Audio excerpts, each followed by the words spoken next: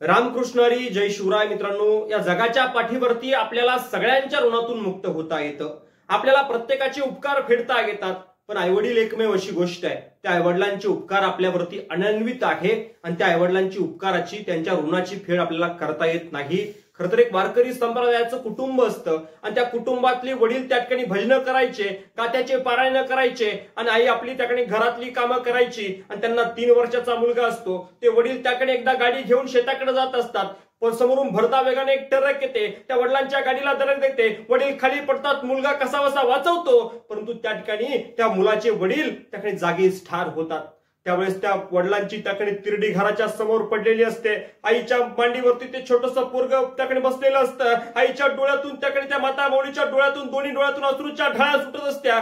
त्या आईला सुचत नव्हतं काय करावं, आता जगावं की नाही जगावं. ऐन तरुण्यामध्ये आपला नवरा सोडून गेला, कुणा करता जगावं, ती माता माऊली विचार करते. तेवढ्यात त्या माता माऊलीचं लक्ष आपल्या मांडीवरती बसलेल्या मुलाकडे जाते. आता जगायचंच ना, या मुलासाठी सगळे काही कष्ट करायचेत ना, या मुलासाठी.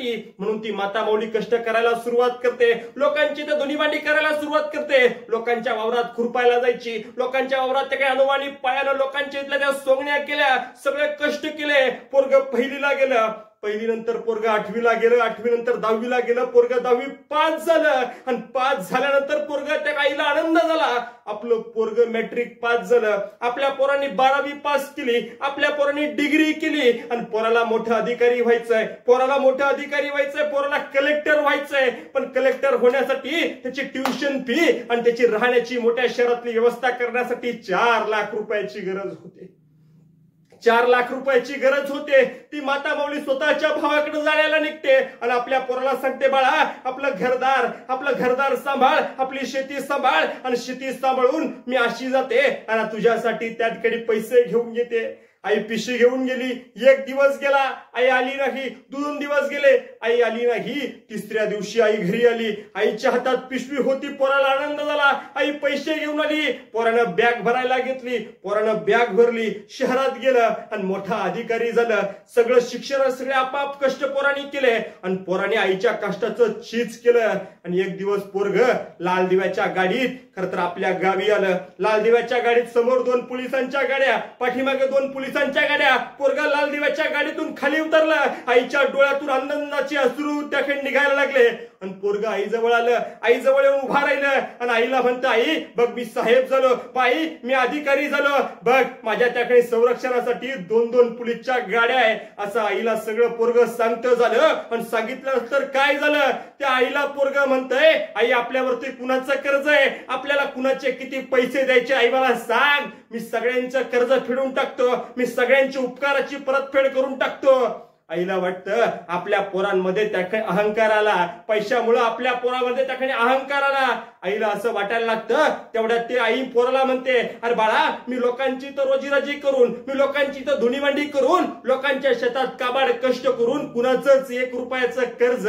आपल्यावरती राहिलं नाही. त्यावेळेस तो पोरगा म्हणतो, आई फक्त आता तुझंच माझ्यावरती कर्ज आहे, सांग ना आई तुला किती पैसे देऊ, म्हणजे त्या ठिकाणी तुझं माझ्यावरती त्याकडे असलेलं कर्ज, तुझ्या माझ्यावरती असलेल्या उपकाराची परतफेड मला करता येईल. त्या आईच्या दोन्ही डोळ्यातून अश्रूच्या डाळा सुटल्या. आपल्या पोराला इतका मोठा अहंकार झाला, आपल्या पोराला इतका मोठा अहंकार झाला की त्याकडे ज्या आईने त्याला मोठं केलं, लहानचं मोठं केलं, वडील नव्हते, वडिलाची भूमिका सुद्धा त्या आईनंच निभावली. आणि त्या आईलाच त्या ठिकाणी पोरग म्हणतंय, आई मला तुझे उपकार फेडायचे, सांग किती पैसे होतील. त्यावेळेस ती आई पोराला म्हणत होती, अरे बाळा मला तुझ्याकडून 1 रुपयाही नको, फक्त माझ्या सोबत आजची रात्र आपल्या झोपडीत त्याकडे मुक्कामी राहा. पोरग होकार देत. आईला म्हणता, आई मी तुझ्यासोबत 1 दिवस रात्र मुक्कामाला तुझ्या आपल्या झोपडीत राहिल्यानंतर नक्कीच तुझ्या त्याकडे ऋण फिटतील ना, तुझे उपकार माझ्यावरचे फिटतील ना.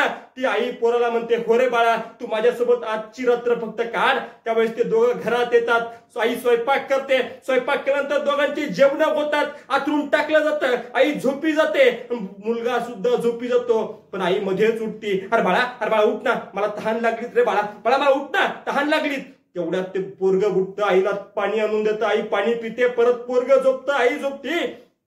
परत थोड्या वेळाने काय होतं, परत आई उठती. अरे बाळा मला थोडं दम्याचा त्रास होतोय, आड्यावरती त्याकडे गोळ्या ठेवल्यात, तेवढ्या गोळ्या घेऊन ये. पोरग परत उठतं, परत पोरग उठलं आणि आड्यावरतून गोळ्या घेऊन आईला गोळ्या देतं. परत आई झोपी जाते. काही वेळानंतर काय होतं, पोरग गार झोपेत असतं आणि आई पोराला उठवते. अरे बाळा उठ ना, बाळा उठ ना, मला परत तहान लागली रे बाळा, मला पाणी दे ना. अरे बाळा तहान लागली रे बाळा, पाणी दे ना. पोरग आई तू काय करते, मला सकाळी ड्युटीला जायचंय, मला ऑफिसला जायचंय आणि तू मला का रात्रभर जागरण करायला लागते. आई एकदाच सांग ना पाणी पाहिजे म्हणून. आणि तेवढ्यात त्या ठिकाणी पोरग जातं, माठामधून ग्लास भरून आणतं, आईच्या हातात देतं. आईच्या हातातून ग्लास निसटतो, सगळ्या अथुर्णावरती पाणी सांडतं. आणि तेवढ्यात ते पोरग म्हणतं, आई तुला काय अक्कल आहे का, अगं मला सकाळी जॉबला जायचंय, मी आता झोपू कुठं. सगळं अथरून वल्ल करून टाकलं. आपल्या दोन्ही डोळ्यातून अश्रूंच्या ढाळा सुटत होत्या.